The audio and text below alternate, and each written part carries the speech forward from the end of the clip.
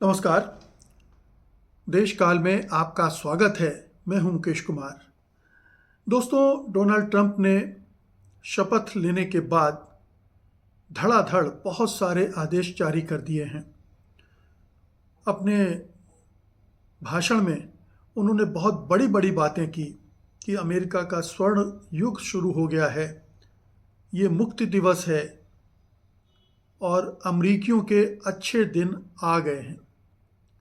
लगभग वही स्क्रिप्ट जो 10 साल पहले हमने भारत में सुनी थी, लगभग उसी अंदाज में जो मोदी का था, जो मोदी के वादे थे, ठीक उसी तरह के वादे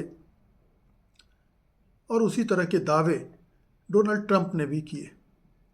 लेकिन पूछा जा रहा है कि आखिरकार ये जो स्वर्ण युग आया है या आने जा रहा है, वो किसके लिए स्वर्ण युग होगा, किसके अच्छे दिन आएंगे और किनके बुरे दिन आएंगे। अगर आप डोनाल्ड ट्रंप और उनके सहयोगियों की मानसिकता को परखें तो आपको समझ में आ जाएगा कि दरअसल अब अमेरिका में होने क्या जा रहा है। और इसका एक बड़ा संकेत उनके मित्र एलोन मस्क ने समारोह के दौरान ही दे दिया, जब उन्होंने हिटलर के अंदाज में, हिटलरी शैली में अभिवादन किया, सलाम किया, सलामी दी। हाथ ऐसे करके वो उन्होंने जो मंच पर किया, वो पूरी दुनिया की निगाहों में खटक गया। अमेरिकी मीडिया ने उसे नोट किया, पूरे दुनिया भर के मीडिया ने नोट किया, वहाँ के राजनीतिक दलों ने देखा और समझ लिया कि अब ट्रंप अमेरिका को किस दिशा में ले जाने जा रहे हैं। डेमोक्रेटिक पार्टी की प्रतिक्रिया हमें सुननी चाहिए। उन्होंने लिखा है, डेमोक्रेटिक पार्टी का बयान है, पहले दिन जैसा कि डोनाल्ड ट्रंप और उनके शीर्ष सहयोगियों ने यूएस की एकता के बजाय नफरत को चुना, ट्रंप के करीबी सलाहकार एलोन मस्क का समारोह में नाजी सलामी देने और समारोह में एक नाजी समर्थक को आमंत्रित किए जाने के बीच ट्रंप और मस्क दिखा रहे हैं कि वे न केवल नेतृत्व करने के लिए अयोग्य हैं, बल्कि अमेरिकियों के रूप में हमारे बुनियादी मूल्यों के भी विपरीत हैं। तो ये एक टिप्पणी है जो बता रही है कि अमेरिका के जो लोकतांत्रिक डेमोक्रेटिक सोच के लोग हैं, वो ट्रंप के आगमन को कैसे देख रहे हैं।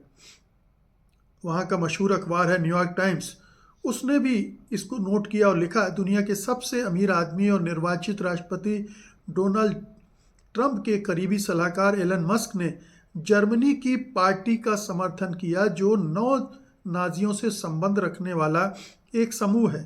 उन्होंने एक ऐसी पार्टी को समर्थन किया है जो कि 9 नाजीवादी कहलाता है और जिसकी युवा शाखा को के रूप में वर्गीकृत किया गया है। जर्मनी की खुफिया एजेंसी ने उनके चरमपंथी होने की पुष्टि की है। एलन मस्क के संबंध किस तरह के लोगों से है, किस तरह के संगठन से है, किनको वो समर्थन देते हैं, किनको वो प्रमोट करते हैं, प्रेरित करते हैं, ये आप इससे समझ सकते हैं। CNN को देखिए, उसने क्या कहा है। सोमवार को एलन मस्क ने एक ट्वीट में 2 जर्मन नाजियों के नामों का उल्लेख किया, जैसा कि वो अक्सर करते हैं, बाद में उसे मजाक बना देते हैं।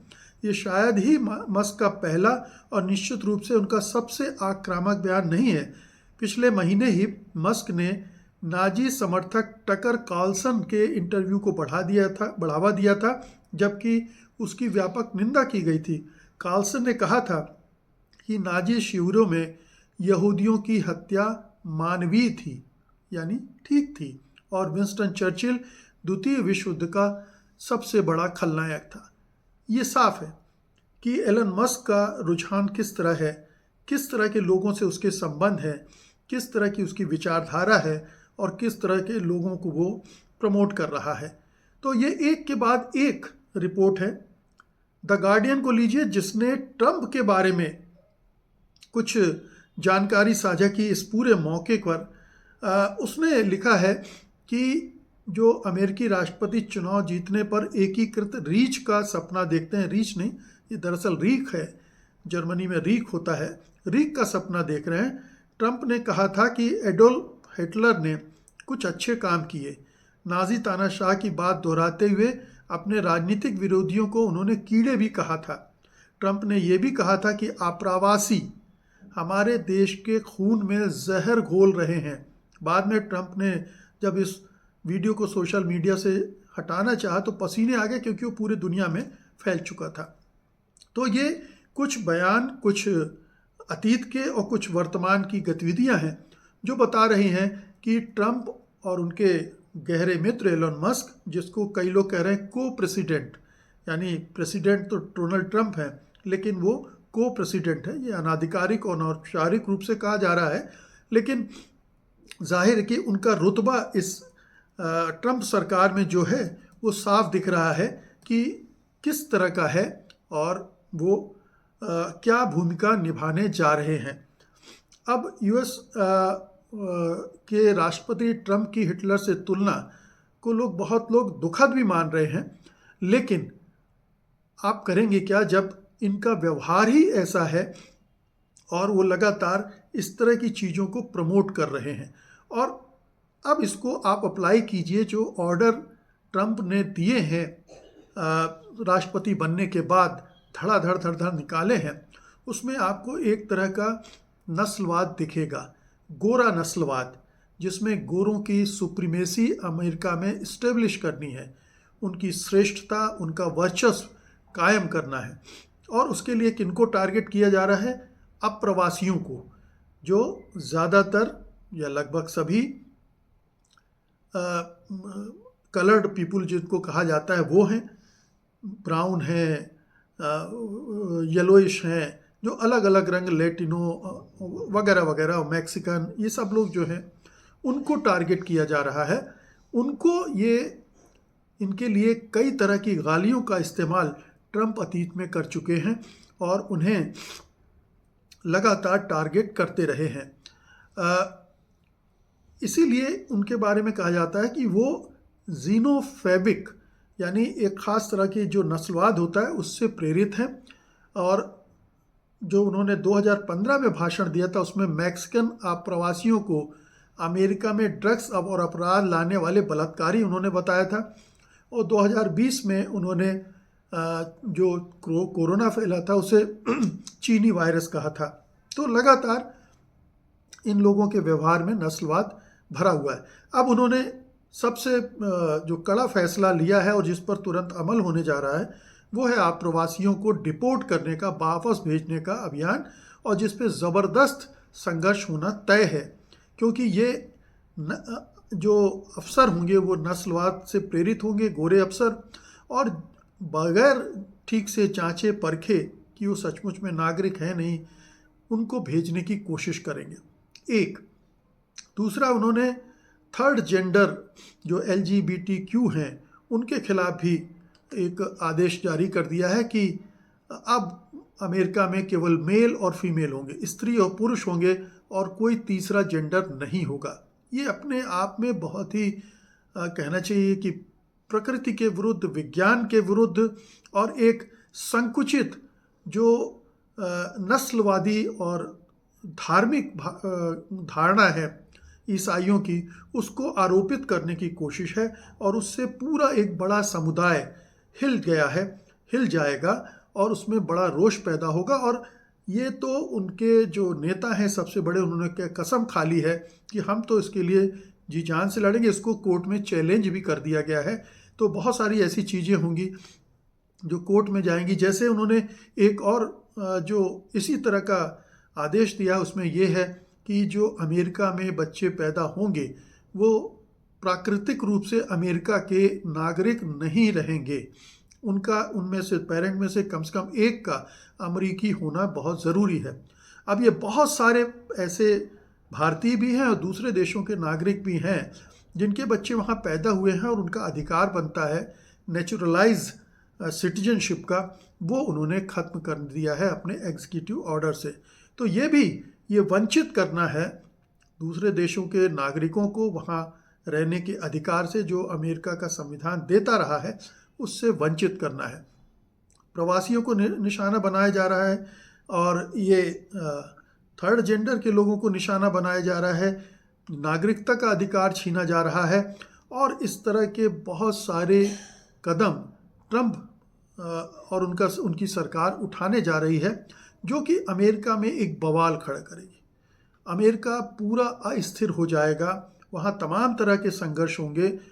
जो सामाजिक समूह हैं, जो राजनीतिक समूह हैं, वो मैदान में कूद पड़ेंगे, आंदोलन होंगे, संघर्ष होंगे, मारकाट होगी, ये कुछ भी हो सकता है। तो अमेरिका को डोनाल्ड ट्रंप स्वर्ण युग में नहीं ले जा रहे हैं, वो उसे नरक बनाने की दिशा में ले जा रहे हैं। उसे जहाँ ले जा रहे हैं वहाँ नफ़रत ही नफ़रत होगी, वहाँ हिंसा की संभावना बढ़ जाएगी, आशंका बढ़ जाएगी, और ये अमेरिका के लिए कतई नहीं है। भाई, अमेरिका को तो पूरी दुनिया पहले से ही स्वर्ण युग में है, ये मानकर चलती है। वो दुनिया की सबसे बड़ी इकोनॉमी है, सबसे ताकतवर मुल्क है, चाहे आर्थिक रूप से देख लें और चाहे सामरिक दृष्टि से देख लें। ना हथियारों में उसके हथियारों या कहना चाहिए सैन्य शक्ति में कोई उसका मुकाबला कर सकता है, और ना ही आर्थिक स्तर पर। भले ही चीन चुनौती दे रहा हो, लेकिन अभी उनके अमेरिका और उसके बीच में काफ़ी अंतर है, और अमेरिका लगातार लीड ले रहा है। जैसे आर्टिफिशियल इंटेलिजेंस के क्षेत्र में वो काफ़ी आगे निकल गया है, जो कि कल को उसे और भी ज़्यादा समृद्ध बनाएगा। तो अमेरिका पहले से ही कहना चाहिए स्वर्ण काल में है। ये स्वर्ण काल नहीं आ रहा, ये नरक काल आ रहा है, जो अमेरिका को बर्बादी की तरफ ले जाएगा, और इसका असर सबसे ज़्यादा पड़ेगा अमेरिकी लोकतंत्र पर। जब इस तरह की चीज़ें होंगी, और जिस तरह के लोग डोनाल्ड ट्रंप और एलन मस्क का जो चरित्र दिख रहा है, उससे वहाँ लोकतंत्र खतरे में पड़ना तय है। भले ही ट्रंप कह रहे हो कि हम लोकतंत्र की रक्षा करेंगे, लोकतंत्र का सम्मान करेंगे, लेकिन ये जो कुछ कर रहे हैं, ये ठीक वैसा ही जैसे मोदी जी संविधान को सिर पर लगाते हैं, उसके दंडवत हो जाते हैं संसद के सामने, लेकिन उनका व्यवहार ज़्यादातर संविधान विरोधी रहता है, नस्लवाद या हिंदुत्व से प्रेरित रहता है। वैसा ही ट्रंप और उनके साथी कर रहे हैं, और उसके परिणाम भी उसी तरह से भीषण होंगे जैसे भारत में तो फिर भी, चूँकि बांग्लादेशियों का जिक्र होता है, लेकिन अभी तक कोई बड़ी कार्रवाई उनके खिलाफ नहीं हुई है, उनको निकालने की, पहचान करने की। अमेरिका ये करने जा रहा है, और इसका बहुत बुरा असर वहाँ के समाज पर पड़ने वाला है। तो ये बहुत दुर्भाग्यपूर्ण दिन है। ये अमेरिका का मुक्ति दिवस नहीं है, ये स्वर्ण काल की शुरुआत नहीं है, बल्कि अमेरिका एक बहुत ही पीछे जाने की कोशिश कर रहा है। और अतीत में जब कोई देश जाने की कोशिश करता है तो अपने आप को तबाह ही करता है, वो स्वर्ण काल की तरफ आगे नहीं बढ़ता है। बहुत बहुत शुक्रिया आपका, धन्यवाद, नमस्कार।